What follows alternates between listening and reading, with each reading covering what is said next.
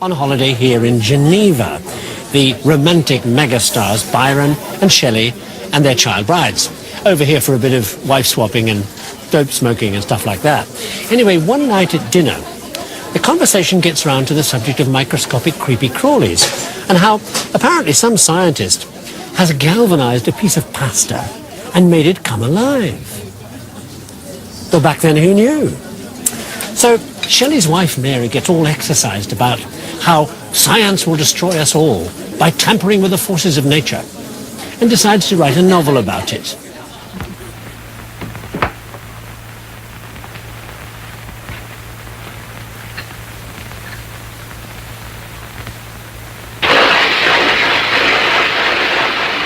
Mary's novel is all about a scientist called Victor who does too much tampering, and it all goes horribly wrong.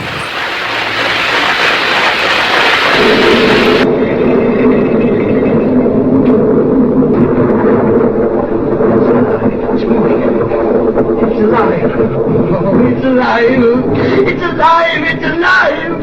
It's alive! Because you know what Victor's other name was. Frankenstein. But Mary had a secret agenda inspired by her socialist father.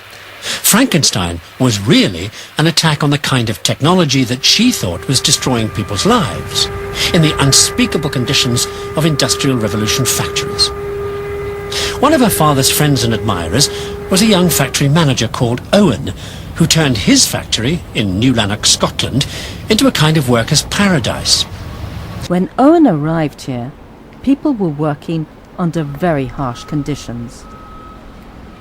In those days, it was not unusual for workers to labour from dawn until midnight. Young children also had to work. They picked up yarn waste in an extremely dusty environment.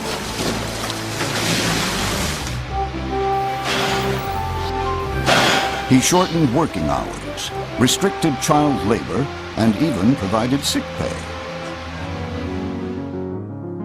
Education was a key part of Owen's reforms. Rather than putting his employees' children to work in the factory, he put them in school. He also created the first preschool in the United Kingdom.